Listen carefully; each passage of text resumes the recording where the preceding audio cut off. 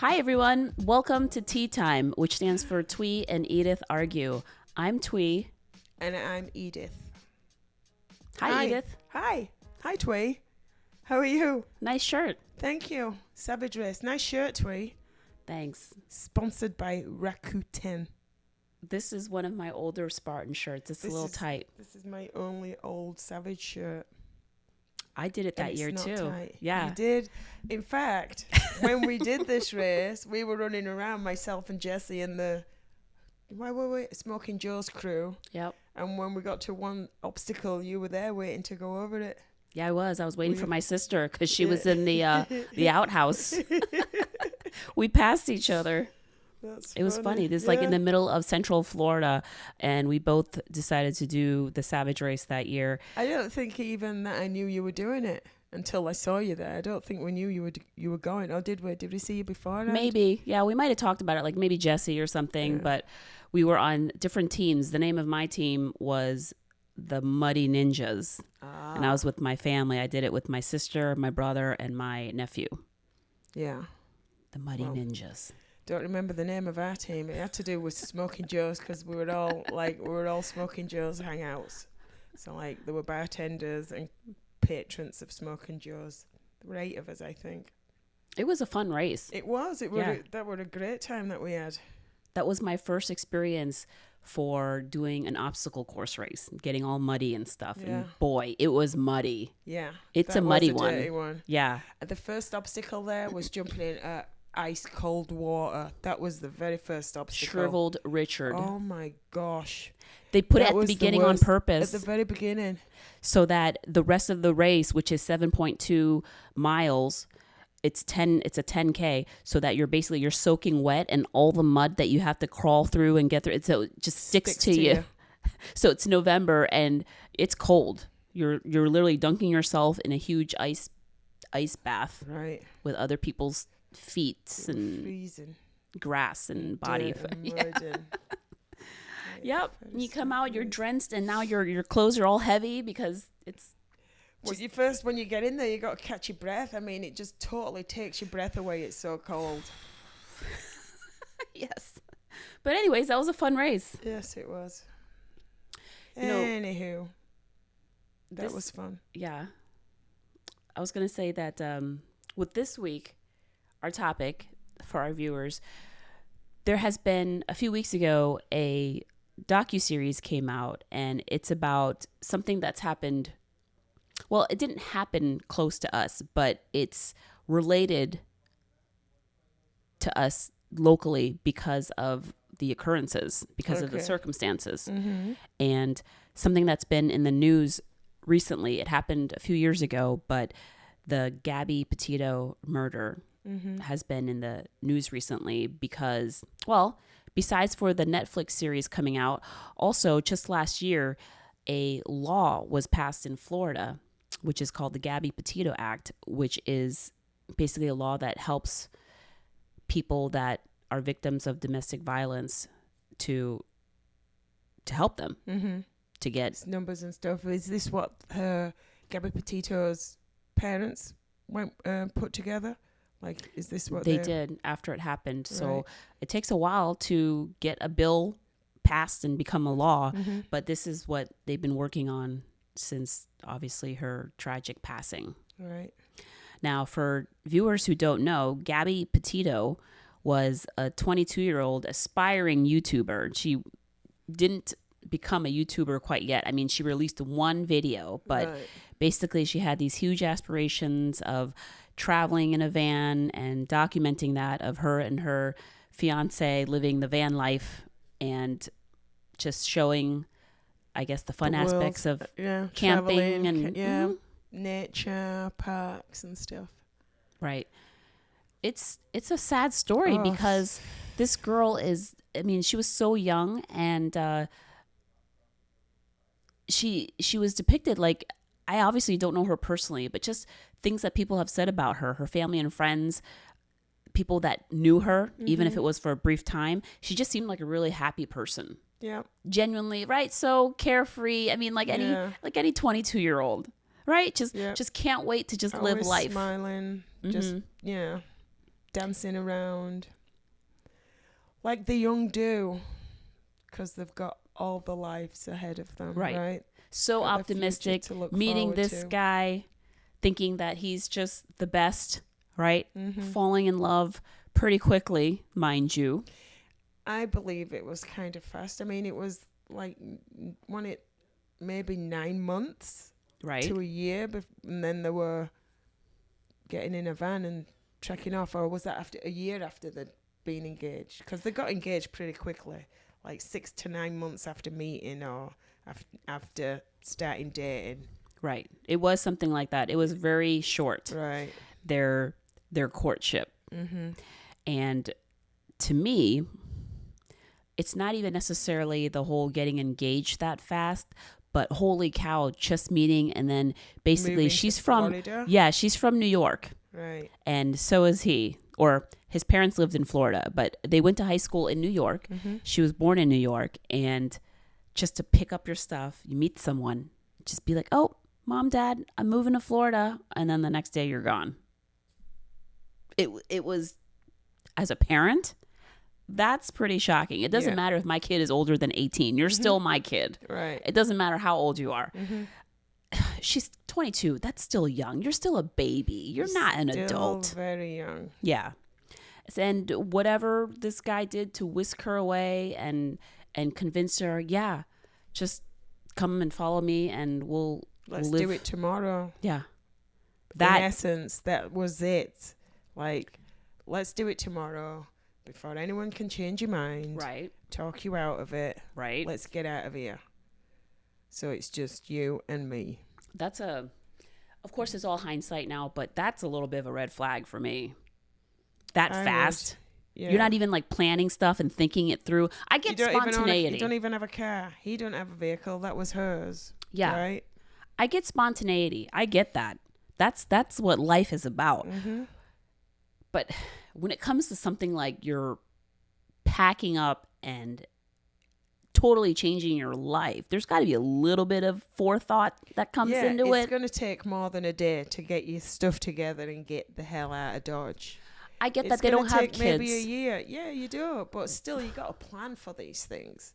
You can't just up and go unless you have to. Well, I guess maybe he thought his argument could be like, oh, I got my parents there. We could stay with my parents. And then we could stay with them while we both find jobs. You know, they don't have any ties in New York. We don't have to give 2 weeks notice. We don't have to, you know, that could have been his argument. We have a place to stay. Right, we can go stay with my parents, which is, and like you're living up in New York, it's a little cold up there, right? Right. There's nowhere to park a car up there. There's nowhere to park a vehicle. She seemed to love nature and being outside, so that was a good convincing factor. Hey, let's move to Florida. We can just be outside all the time and take walks and go to the beach. Weather's great, right? Yeah, I suppose. Yes. But there was other things that people said about this guy, and again, it's all hindsight now, but that he was a little bit of an introvert, a little bit of a weirdo. He acted a little bit weird sometimes. But we all act weird. We all have our quirks. So at one point in this documentary, her friend, the one that was telling the story, like they got together, they started meeting, I think on Bumble or something like that. Yeah, that's her friend how they named became Rose. friends. Yeah. Right. So they started hanging out a lot, and she was wary of him. Her friend, was her name Rose? You said. Yeah. She was wary of him from the get-go. She said. Now, if that'd be the case, like if you'd have just met, yeah, you're different. So.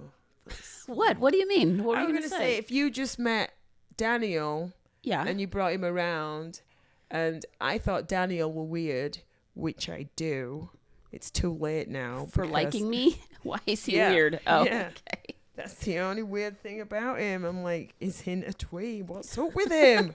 Something wrong. Right. But I mean, seriously, if I thought there was something wrong with your fella, yeah, I would probably tell you. Like, you would. Yeah. You would tell him. You would say it to his face. If I really, really did think that, and I would say something to see how he'd react, kind of, so I could nudge you and say, I told you so. Okay. But like this circumstance is a little bit different in the sense of like you and I, we've known each other for years, unfortunately. Mm-hmm. But this girl, Rose, was new. So it's not like she had known Gabby for ages and was like, this guy isn't the right one for her. Like they had just recently formed this friendship. Yeah, like she knew Brian, her fiance, Gabby's fiance. Brian and Gabby knew each other before Gabby knew Rose. I see. You get what I'm saying? So she's like the newcomer onto the scene. So in a sense, it's kind of like, you might not know what's good for her. You still might have that inkling of he's weird. I thought they knew each other first and then he came along. No, because they didn't know each other. They didn't form that friendship until she moved to Florida. She didn't know anyone, and she used Bumble as like a networking, like a social app. It wasn't until Florida. I thought it was before then. Right. Okay. Because she didn't have any friends. She didn't know anyone there. Well, how long did she actually live in Florida for? Not that long before they basically saved up for a van or whatever, and then tried to deck it out with things for camping, and then they made their way out towards west. So they just went back up home to say hi and bye to mom and dad, Gabby's parents. What do you mean? Because didn't they leave from up there? They left from down here, south, up north. They left New York, to drive. Started the road trip from up north. No. They started from Florida, I believe. Oh, okay. She started working at a fast food chain, Taco Bell, to start saving up. And I believe that they said that they got the van together, but it was only in Gabby's name. So I don't know what Brian was doing for a living, but she was working at fast food, 50 plus hours a week. Yeah. Right. That's what her friend Rose said. Or her mom or somebody was saying that she was working to save for this van. Right. Which she did. Right. So maybe she saved up to put a down payment on it, whatever. And it was just in her name. From what on the documentary, what pissed me off was when the police stopped him. Yeah. And they gave her the car. But she's the one that's she was totally distressed. Like, that was horrible footage of her. Right. And out of the two of them, I think they should have... The place of refuge should have been for her. Whether she got the van or not, they should have given her this hotel to go to as opposed to him. I guess he told the police that he didn't have enough money for a place to stay. So then that's why they arranged that for him. Meanwhile, she had like a home, which was the van because it was outfitted for camping and stuff. Maybe that's why they made that decision. My thing is more of like, again, it's all like hindsight. And I also am a huge supporter of the police because there's a few bad apples, but in general, they all try to do a good job because what would we do without the police, right? And I just think that like they did show the questions that they asked her just to kind of get the backstory and this and that. But to me, it was kind of like he was too calm and cool and collected. I know. If he was just being like assaulted or the girlfriend was trying to hit me, and you would think he'd be a little bit like annoyed or he'd be like a little bit upset or something. If she's like trying to like attack him while he's driving, you would think he would be like, get off of me. Even if he's not mad at the police officers, you could maybe detect some kind of irritability. She was grabbing at me, man. She just didn't stop grabbing at me. While I was driving, I couldn't even steer straight, there was nothing. Right. It's just like, I hope she's not saying anything bad about me. Right, and he was love her. Joking it off, and he was his demeanor was just, I don't know. Yeah. Right? Mm-hmm. And she people were using the word hysterical. She was a little bit frantic and hysterical. But she was admitting that she was the aggressor. She did say she was the aggressor. And if you got locked out of your vehicle, you might be a little pissed too, right? So you're going to be doing shit. Yeah. Right. So I'd be a little aggressive if my man had just locked me out of my vehicle too. Right. Yeah. And some people express their frustrations by crying, I don't. I would just be like mad. I would just be enraged. And sometimes I get so angry that I start crying. I know That's people who happened do. before. Right. I get so like frustrated and angry, like tears come out of my eyes, which makes me even angrier. Like, I'm not crying. I don't cry. Right. But yeah. But I couldn't see clearly on news footage, and even on that documentary, I couldn't see her face that well. But in the footage, the video, the officer was saying, oh, like, what happened to your face? So I guess he could see it better in person. There was one picture on there that she did have a selfie that she'd taken of herself. Yes, but the officers didn't. Well, the officers could see her in person. Right. Right. And if she looked like that. Right. If she looked like that, then yeah, it looked like it looked more than just, it would across her face like this. So like, it looked bad. And if that's what they saw, which were more than a couple of scratches on his forehead. Right. This, to me, would have been worse. That picture that I saw of her face. Right. Looked worse than those 3 little scratches that he had on his forehead. And it's common, unfortunately, that people who are victims of this will say that they are at fault, that they started it. Yeah, it's their fault. They feel guilty. Yeah. But I guess, like, again, this is all like looking back on it now. There was witnesses, I guess. I don't know if they gave their names and things like that, but there were people that called in that said that they saw the male slapping the female before getting into the car and going off. Mm-hmm. If the officers knew that fact, that eyewitnesses are saying that no, in fact, the male was slapping her before they both got into the car together, that might have maybe changed something. And I think they did know that because that's what was reported. That was what was reported to the police from the witness, and the female officer reported it to the male officer before he pulled the car over. Yeah. That's after he then saw the van and pulled him over. So he already knew that, and he did even say to her at one point, "It looks like you've been slapped." Right. And she was just like, "Oh, I don't know." And then he's like, "That looks like a fresh mark on your arm as well." And she's like, "Oh, yeah, I don't know." That in itself is, you don't know. Right. So there's something wrong there already. And she's crying like she's crying. And when she gets out of the car and she's telling him, you can just see, yes, they did right to separate them. Mm-hmm. I don't think they should have just let her drive off in the vehicle. Like, she was so distressed. That the female officer, they didn't show her, but she was talking to her for a while when she was sat in the car. Maybe that should have gone a little further. Maybe that officer should have had more words with her, because or put her in, like, not necessarily like a shelter, but somewhere where they could be supervised, because they got together. Just go talk, like, come with me, follow me, I'll take you to this, like, the same hostel, wherever that they gave the guy where they dropped him off. Follow me, I'll take you to this place. You can sit down, you can relax, you can catch your breath, you can take a shower and chill. Like the officer was saying, you can get a shower there, but they should have taken her there. No. But even if they took her leave there, somebody like that. I wouldn't even leave a stranger. If I wouldn't.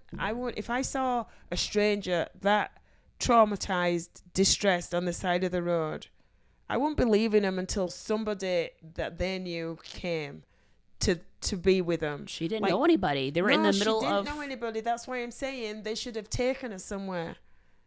Somebody should have gone with her, followed her in a car, or... But then, even if they stayed with her for, like, hours, later on that night, they even said that the two got back together again. They did say that. Yeah. Like, they were texting and stuff. He left the hotel. Yeah. And then they got together. Maybe she picked him up or whatever. And probably. So even if the officer stayed with her for like another 5 hours, they would have met up at midnight, for example. Or yeah, we don't know that. We're just assuming. We don't know. I know what you mean, though. If they just talked to her for 2 hours, maybe she'd have been like, you know what, you're right. I'm going to call my mom. I'm going to go home. Right. because she just wanted someone to talk to. Right. That's why she called her ex-boyfriend. Eventually. Yeah. Not right away. Well, it were only the day after that, right? That he did that to her. I think it was that night when she were in the hotel, because she said she only had a little time. Right. He's going to be back soon. Right. I don't know why she didn't like call or text her mom. I know. Instead of like an ex. In the back of the car, she called her mom, I believe. Yes, she had a phone call with her mom. Well, I guess like one of the things that have come out, besides for the Gabby Petito Act, it's not only an act in Florida, but it's also instituted in Utah now. There's other states that have similar laws, I guess, but it's not necessarily named a Gabby Petito law, but they do have laws that sort of like ensure safety for victims of domestic violence. So that's something that's come out of this whole ordeal, this unfortunate tragedy. But also another thing that has been advocated by her parents. She came from a blended family, by the way, because her parents separated when she was really little, like 6 months old, but they decided to raise their daughter together, her best interest first, which is wonderful, because that's very rare that they left amicably and they raised her and everyone's together, still on good terms. Right, all four parents, all four of them. Right.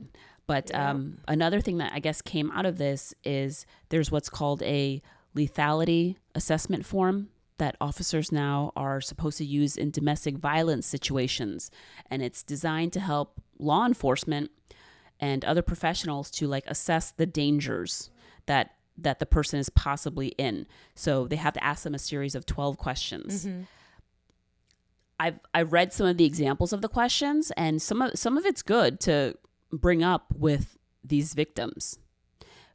But some of it, I mean, they can flat out lie, but at least it's something. They can flat out lie to all of it, which most victims do. Right. Because they don't want to get that person into trouble. Right. Because gosh knows what's going to happen to them after that for getting them in trouble in the first place. You know what I mean? There's all kinds of different reasoning in their head as to why they're not going to put that person under the spotlight. And I should tell our viewers, actually, we can fast forward real quick before jumping back to this. That's not a spoiler or anything, but basically all this happened in the summer of 2021. And what happened was, I keep saying that it's a tragedy, because what happened was eventually she did get murdered and her remains were found in Teton National Park. And it was 2 months later where her fiance, Brian, killed himself from, I guess the autopsy says, from a gun wound to the head. So it's tragic in many ways. The family doesn't have answers as to why he did it and things like that, because he killed himself. His family kept quiet and still remains quiet to this day. But that's just something, in case you don't follow this Gabby Petito case, that's what happened in the end. And that's why the parents now are coming and doing all these like laws and things to maybe potentially help. And this is Gabby Petito's parents, not Laudrey's parents. Correct. Gabby's parents are doing all this to by the way, weren't charged with anything, right? No. There was a settlement later on, though, but it was like where her parents, maybe like, I took like a while, as all law cases, things with the law do. It was where they charged for basically withholding information, causing them unnecessary stress. Which obviously it would do, because they know full well their daughter is dead, and that family's not telling the family that their daughter's dead. Right. They're still looking. Yeah, that's disgusting. So it was for $3 million, I believe, and they went on to, I guess, like, put another charge against them, and that the charges, or that case, was dropped, but there was like a settlement, and I don't know the amount of that settlement, but from last I heard, that currently the Petito family, the Petito Schmidt family, because her mom has remarried, they have a lawsuit against the law enforcement from out where she got stopped because they say that they should have used and seen those signs. Who knows? Maybe she would still be alive. Now, it was, I guess it was, the lawsuit was, what's the word? Like, it didn't go through. They lost the case, but they're in the, I guess in the motion, or they're in the middle of repealing that court decision. And I think they were suing for $50 million. I forget the amount, but saying that the law enforcement didn't do their job right. Yeah, that they should have maybe seen the signs. Right. And because now recently the footage has been released, which is why that docuseries has come out, but footage has been released of that stop when the officer stopped, and other footage of, I guess, when people saw like whatever, like of the videos that she was editing or something, like how he kind of like would react to different things she would say, or I don't know. I didn't see much of that. Like I saw her roll her eyes a few times, but I didn't see him. Only not on her video. On one of the videos, I think when they were at the very last place where they saw her on camera, Whole Foods. Yeah, when he got out of the truck there, he looked angry. He looked like he slammed the truck door. He looked to be aggressive there on that one. Not inside the store. Inside the store, it all seemed different. But when he got out of that car, it seemed like he was a little aggressive. Right. It's a shame. I mean, it is. It's bloody terrible. It happens quite often, domestic violence. There's calls for does. Domestic violence a lot. Oh, another thing which has come out of it, which is great, is that Gabby's dad, her biological father, has since then done like a show or like a series or something to help find people who are missing. Oh, really? Yeah, because I guess there was a news show that a journalist came on, and she said something about women of color, women who are indigenous. They don't get as much news coverage when they go missing. And upon hearing that, her parents were kind of like furious. They said like white woman syndrome and all that. But then he checked into it. He checked it out and he did the stats and everything.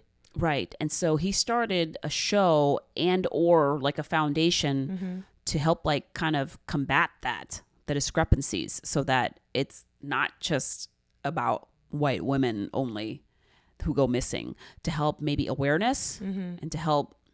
So that I thought was a great idea too.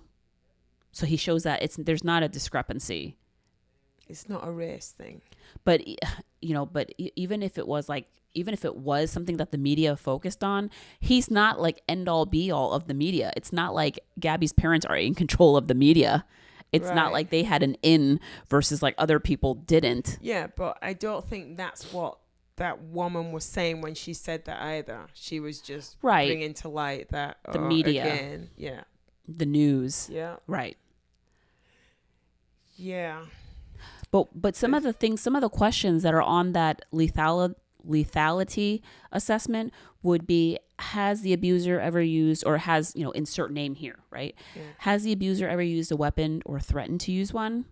Has the abuser threatened to kill the victim or their children? Does the abuser have a gun or access to one? If they're going to ask questions like that, I mean, they could lie and say, oh, no, he's never threatened me. Yeah, I know. I mean, but they're asking questions like that, and you don't need a weapon. Right. You don't need to have a weapon. That's true. Yeah, you can use a frying pan. You can use your bare hands. Yeah. I mean, he strangled her. Right. Gabby Petito was strangled. I mean, there was blunt force trauma also, but he strangled her. But then there's questions like, has the abuser ever tried to choke or strangle the victim? Is the abuser controlling or possessive? I mean, if someone is scared or they don't want their boyfriend / husband / whatever to get in trouble, they're going to lie. Yeah. No, he's not abusive. No, he loves me. Yeah. Right? Yeah. and I know I'm just generalizing, and I'm saying like he and she. Obviously, men can be victims of domestic violence as well. Can. Yep. We're just saying she now because we're referring about Gabby. like Gabby. Mm-hmm. Yeah. It's horrible. It is. You know what? One of my experiences, if you add in an extra challenging layer to the mix, is I've had to interpret for domestic violence situations before. And it's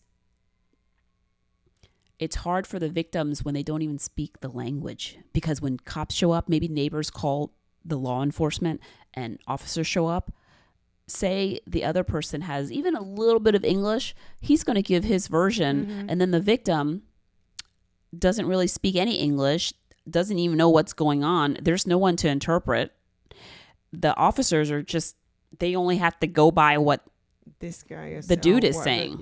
Yeah, no, or she tried to whatever, she bashed up my car, and so I told her to stop it, and then she shoved me, so I was just defending myself, for example. You know, and so that's all that the officers can go by. They might try to talk to her, but there's nothing in the moment they can do. Now I come in maybe like after the fact, and so now there's like a state attorney, there's a public defender, there's all these things, all these people involved, and then I'm interpreting for her, and it's after the fact, and then she might give like her reasonings of what, oh yeah, you know, I did push him, but he wouldn't let me get out of the house.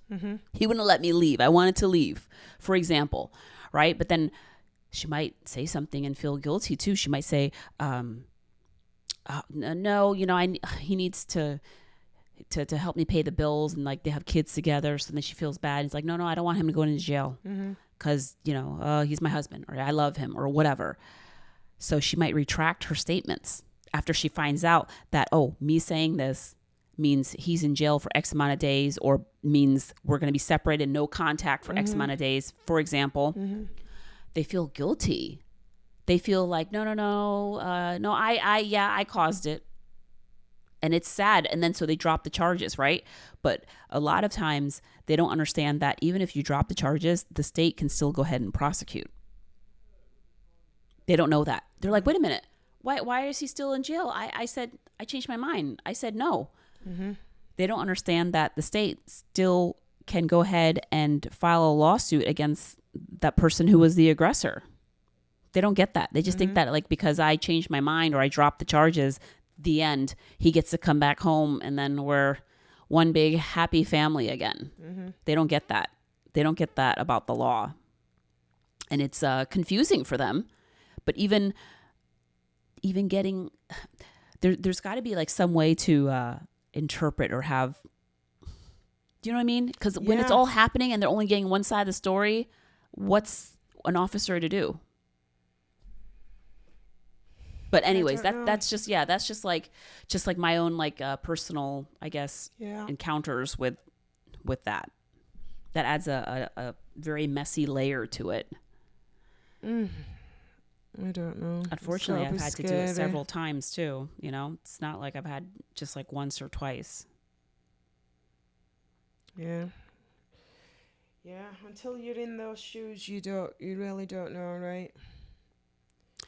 You really don't know what you would do, what would happen.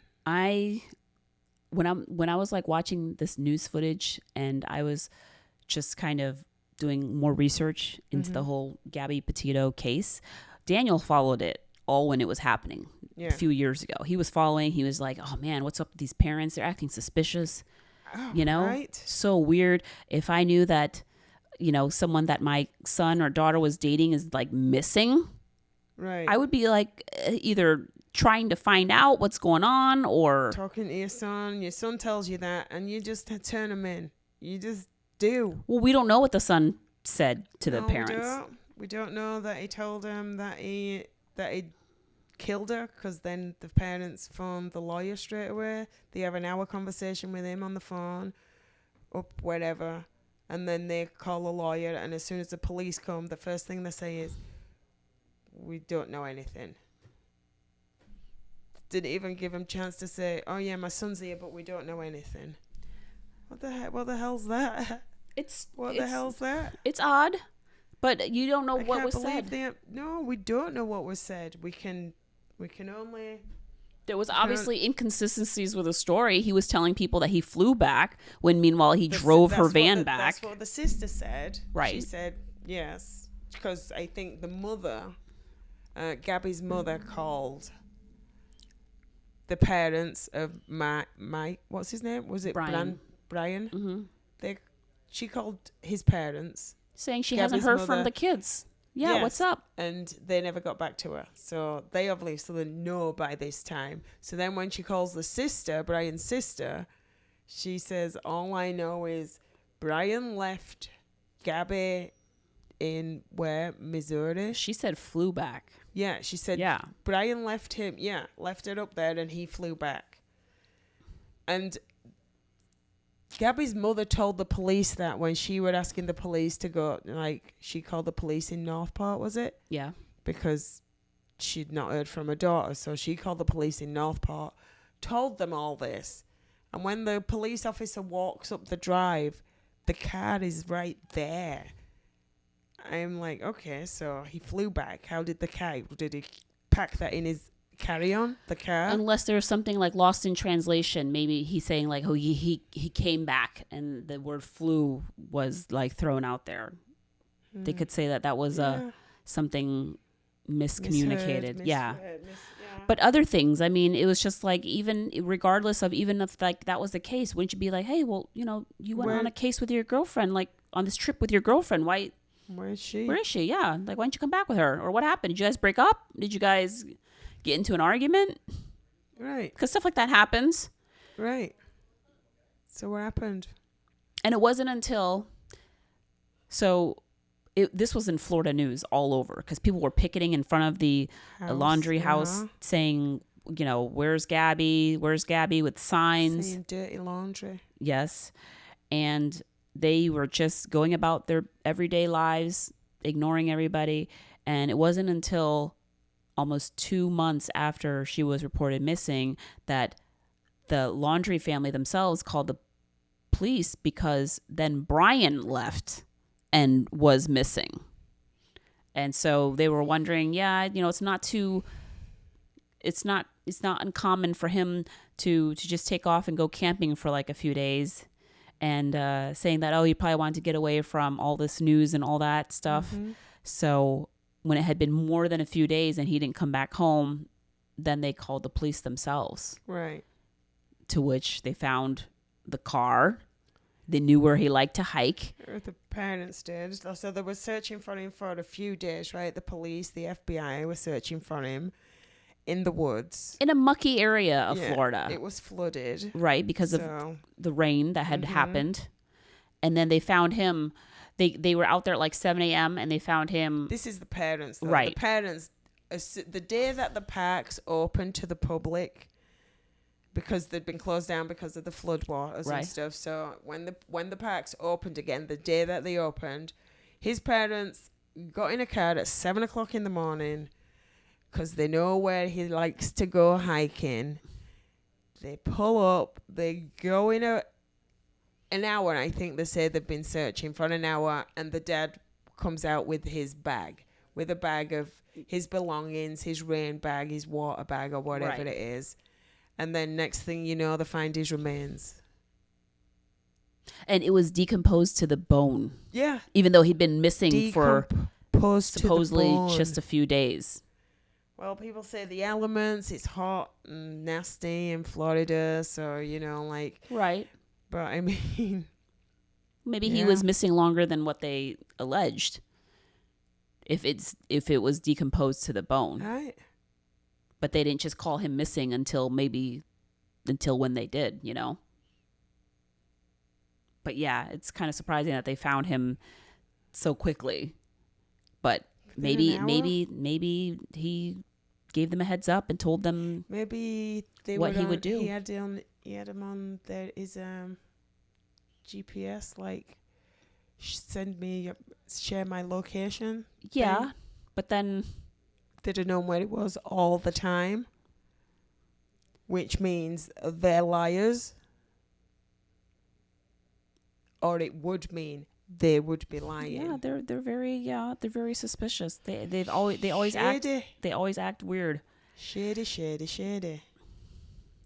But with all that happening, and I'm seeing stuff like that when I was watching and doing my own like research, watching news footage and things like that. And like I said, very recently, her parents have come out into sort of like the headlines again because of the release of this documentary now. So now they're doing more interviews and kind of giving updates and insight, if you will, about the case since then. Yes, and it's just, man. I'm thinking like, Ashley, this August, she's going to be 22.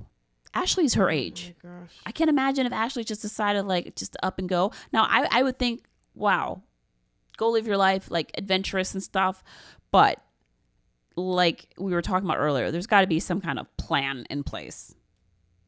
If you don't know really a lot about like survival and camping, but then all of a sudden you just want to up and go and do it, I would say you'd have to do a little bit more prepping than that.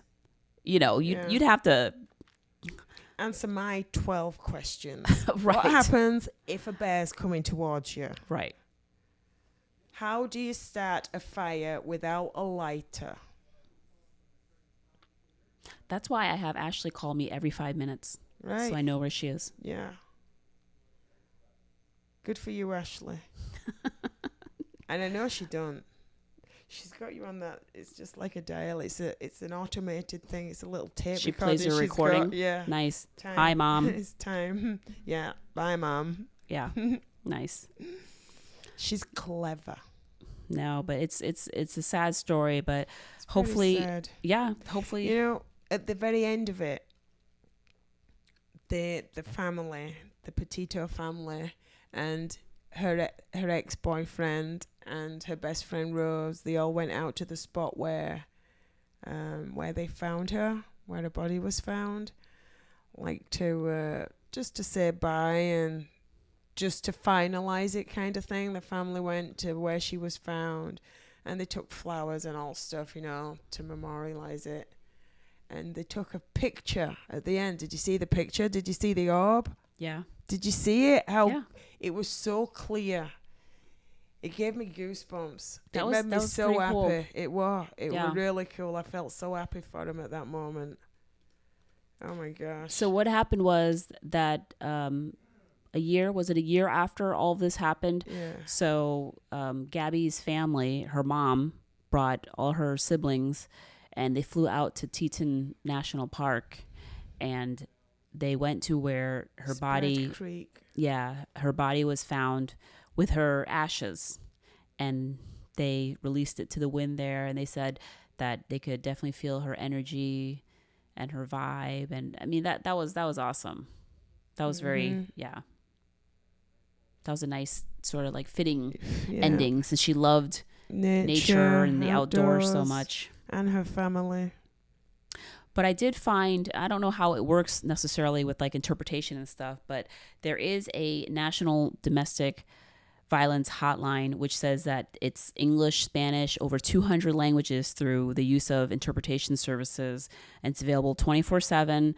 It's 1-800-799-7233. So that is the National Domestic Violence Hotline. 1-800-799 7233. Thank you. And we hope that you use it if you need to. It spells safe. So 799 safe. Mm-hmm. But we hope that obviously this is a serious issue, and it occurs, unfortunately, way more than we all know. Right. Unfortunately, it's very common, but we hope that if you have, any stories that you'd like to share, if you want to reach out on any of our, through our media and everything, and if there's something that we can do to help, we will try within our resources to help you or get you to the resources to help you. That you need, yes. Edith can be compassionate sometimes, so feel free to reach out to Edith. Sometimes, not all the time. So sometimes I'm just not compassionate at all. And that's okay. You don't have to be. But right, Mom? We hope that you have learned a little bit something or found this episode valuable. And Edith will let you know where you can find us. You can find us on Instagram, Facebook, Twitter, Spotify, pretty much anywhere you listen to or find your podcasts. Yes. Thank you so much for watching. Be safe.